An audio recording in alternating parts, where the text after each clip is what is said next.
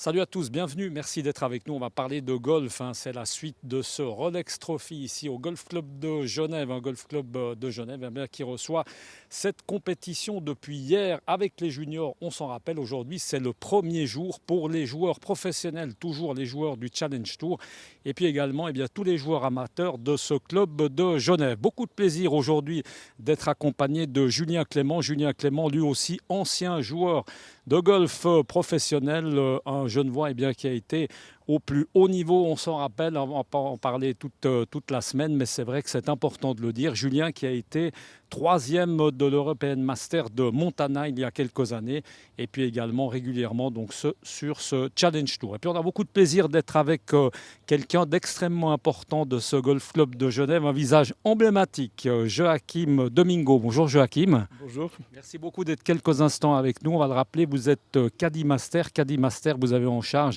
évidemment tous les sacs de golf des joueurs. Hein. C'est un vrai travail avec aussi les caddies qui sont en fait les jeunes gens pour la plupart du temps, qui accompagnent les joueurs sur le parcours pour pas que les joueurs doivent porter leur sac. Alors, c'est quelque chose évidemment qui est important aussi pour vous. Ça nécessite combien de caddies pour la circonstance que vous avez autour de vous? Pro et amateur, il y a 61, 62. Et c'est des jeunes qui viennent d'où? Des milieux du golf ici, où on doit faire appel même à des jeunes, des fois de l'extérieur, on est obligé de connaître le golf pour faire ce travail. Il y en a une dizaine du golf junior et les restes ils viennent tous de côté France. Et ça veut dire qu'en termes de gestion, justement aussi des sacs, etc., qu'est-ce qu'on doit faire? Quelle est la prise en charge? Il faut qu'ils soient formés, il faut qu'ils soient vraiment sérieux pour le travail. Parce qu'être caddie, c'est pas seulement tirer un chariot, il faut être responsable. Alors, il y a même des caddies, Julien, on peut peut-être déjà en parler. Les caddies, Julien, souvent, c'est des gens qui arrivent à donner des conseils aussi. Voilà, c'est comme dit Joachim, c'est autre chose qu'un porteur de sac, on peut le dire comme ça. Oui, tout à fait. Suivant les niveaux, je dirais déjà pour les amateurs, c'est quelqu'un qui aidera le golfeur à passer sa partie, à lui donner quelques conseils. Il connaît le jeu, ils ont une bonne connaissance du terrain aussi, donc ça aide beaucoup. Et au niveau professionnel, il y a peut-être encore un step en dessus. La plupart du temps, c'est des bons golfeurs et là, vraiment, ils connaissent les distances, ils connaissent le terrain, chaque recoin du parcours. Donc à ce moment-là, tous les golfeurs ont les informations pour bien jouer. Bon, nous, on va aller faire un petit tour là-bas vers le tableau principal. On va aller voir un peu les scores. Merci beaucoup, Joachim, d'avoir été avec nous. Et puis à très bientôt. Merci beaucoup. Merci, voilà, Joachim. merci beaucoup. Nous, on va aller se balader un petit peu là-bas où on était hier. Hein. C'est le tableau, en fait, des résultats. On parlait des caddies, Julien. C'est peut-être le moment d'en parler un petit peu plus précisément. C'est important. Le caddie, par exemple, toi, dans ta carrière de joueur professionnel, tu as eu toujours le même garçon avec toi ou ça change? Important peut-être d'avoir toujours le même là aussi, non? Alors, c'est très important d'avoir toujours le même. Après, ça reste une collaboration où si tout à coup le joueur a de moins bons résultats, de temps en temps, sur le mental, ça peut jouer aussi. Donc parfois, des golfeurs professionnels changent de caddie pour se lancer dans une autre dynamique. Alors, à ton niveau, c'est presque un métier en soi, hein, ce métier de caddie. Ah oui, bien sûr, oui. C'est un vrai travail. C'est un travail. Il y a beaucoup de caddies qui font ça tout au long de leur vie et qui sont passionnés par le jeu, par le golf, par la compétition et qui acceptent aussi ce côté d'être un peu dans l'ombre du joueur parce qu'évidemment, ce n'est pas les caddies qu'on applaudit au green du 18, c'est les joueurs. Donc, c'est pas évident, mais c'est un beau métier et un métier de passionné. On va revenir un peu à ce Rolex Trophy. Tu connais particulièrement bien, en tout cas, cette compétition, le club. Ce Rolex Trophy, tu as eu l'occasion de le jouer quelques fois, plusieurs fois. Oui, tout à fait, oui. De tête, 3 fois. Et voilà, c'est plutôt des bons souvenirs, des bons scores. Excellent souvenir. Déjà parce que c'est un tournoi qui est à la maison, donc c'est quand même agréable de rester chez soi et de partir au golf le matin pour, on va dire, pour aller faire sa compétition. Et des bons scores, des bons résultats. Après, pas évidemment, je crois une année j'étais deuxième avant le dernier jour et j'ai un peu craqué à la fin, donc c'était un peu une déception. Mais à chaque fois, c'est un bon moment et avec les amateurs, je les connais aussi pour la plupart, donc c'est agréable. Et puis l'occasion peut-être de rappeler, enfin toi tu peux encore le rappeler mieux que moi bien sûr, c'est que ce tournoi, en tout cas c'est ce qu'on raconte, hein, ça fait partie des très beaux tournois, des belles organisations, sans chauvinisme aucun, hein, on est bien d'accord, mais c'est vrai qu'on met un peu les petits plats dans les grands ici, hein, au Golf Club de Genève. Oui, tout à fait. Alors ça, c'est tous les joueurs du circuit du Challenge Tour le disent, c'est le tournoi de l'année où ils essayent déjà de se qualifier. C'est une première étape en milieu de saison de se qualifier pour cet événement où déjà il y a un prize money important, tous les joueurs sont rémunérés, donc entrent dans le prize money, ce qui n'est pas le cas dans tous les tournois, où normalement il y a un cut après 2 jours et une sélection qui se fait Donc automatique. financièrement, Julien, c'est intéressant, on est d'accord, Alors, pour le joueur pro, oui. c'est intéressant. Alors financièrement c'est intéressant parce que le format est aussi sympathique, je dirais, faut l'accepter. Tous les joueurs peut-être n'aiment pas forcément ce genre de format, mais de partager sa passion avec des amateurs sur un parcours qui est le plus beau de Suisse, un des plus beaux d'Europe, c'est quand même quelque chose d'assez exceptionnel. Ce parcours, justement, on va en reparler parce que c'est vrai que ça a fait couler un peu d'encre, hein, il a été complètement remodelé.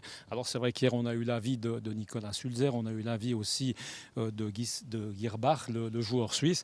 Ce parcours, il fait l'unanimité, il est beaucoup plus compétitif qu'avant, il est très différent. C'est ton avis aussi? Oui, alors déjà c'était Pour l'avoir joué un peu comme ça en amateur, du coup. Oui, Hein. du coup en amateur, mais déjà à l'époque c'était un parcours magnifique. Maintenant, avec les travaux qu'ils ont faits, c'est un parcours au niveau de la qualité d'entretien c'est difficile de trouver quelque chose d'aussi bien, même en Europe, je dirais. Donc c'est assez fabuleux. Ils se sont basés sur le parcours d'Augusta aux États-Unis, qui est le parcours le plus privé au monde, pour mettre, on va dire, pour changer un peu la structure du terrain, la structure des greens, et c'est une réussite assez bluffante. Et puis tu me l'as dit tout à l'heure en buvant un petit verre d'eau minérale, tu m'as dit c'est vrai que ça fait assez envie de jouer, c'est vrai que c'est assez sympa quand on est là-bas, on domine un peu tout le trou numéro 9 et 18, c'est vrai que ça démangeait un petit peu, Julien. Ah ben évidemment, alors je suis très content d'être au micro avec toi, mais ouais. Je serais aussi content d'être sur le parcours. Non, on ne place pas l'autre, on est d'accord. Ouais. Julien, on va regarder un peu ce tableau qui a changé évidemment depuis hier, puisqu'aujourd'hui on voit des noms évidemment d'amateurs assez familiers, c'est évidemment des joueurs de club, certains on les connaît bien. On peut peut-être s'intéresser, Julien, aux joueurs professionnels qui sont là, avec du moins 16 pour l'instant, Julien, ce qui est bien après 2 jours. Ah oui, tout à fait. Alors le leader, un joueur finlandais, Koivu, qui a Kim Koivu, donc moins 16, il lui reste encore 3 trous à jouer.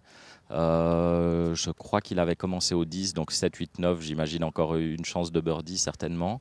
C'est un très bon score, déjà 4 coups d'avance sur le deuxième, je pense que c'est en bonne voie s'il reste dans cette forme pour aller jusqu'au bout. Oui. Et puis là, on voit que derrière Schneider, un joueur allemand, on peut juste rappeler Koivu, c'est assez intéressant, c'est un jeune joueur finlandais de 27 ans qui est depuis très peu de temps sur le Challenge Tour et qui va vraisemblablement rapidement monter sur le Tour européen parce que là, il y a aussi, Julien, un règlement comme quoi si on gagne 2 ou 3 tournois la même saison, automatiquement on monte sur le Tour, c'est ça? Oui, tout à fait. Alors c'est 3 tournois dans la même saison pour monter sur le Tour, ou sinon en fin d'année, les 15 premiers du circuit sont upgradés pour le Tour européen. Et là, je crois que pour l'instant, il est en 5e position, si je ne m'abuse.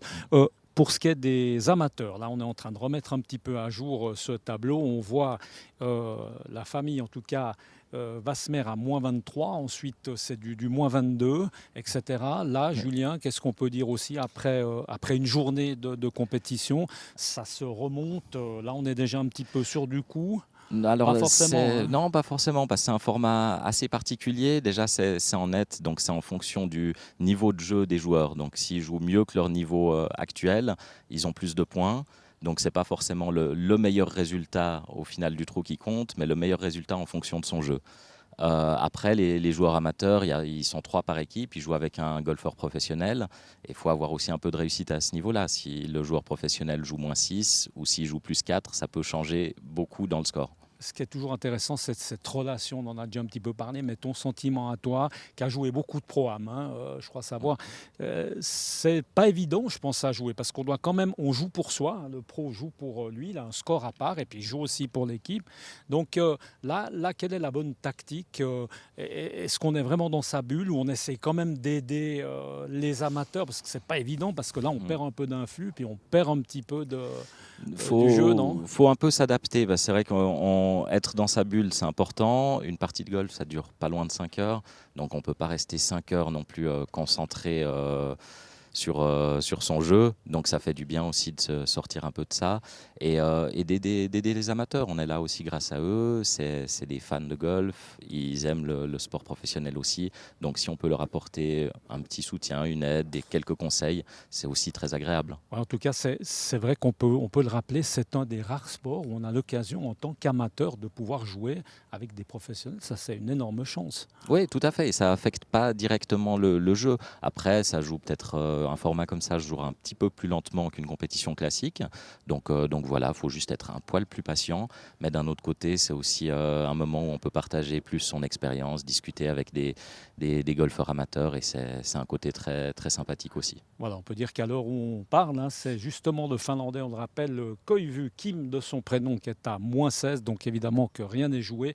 Et puis derrière, c'est l'Allemand Schneider à -12 à l'arrivée du 18e trou. Et puis on le voit, 3 joueurs qui sont eux à -7. Et chez les amateurs, et bien évidemment, tout reste encore assez ouvert. Et puis on découvre quelques noms comme ça au hasard. On voit un certain Ernesto Bertarelli, un grand sportif qui est là du reste chaque année, qu'on aura peut-être l'occasion d'avoir au micro tout à l'heure de Direct News. Merci beaucoup Julien, on te retrouve tout à l'heure tout au long de l'après-midi. Avec plaisir. Ouais. Et puis merci d'avoir été avec nous. À tout à l'heure. Ciao.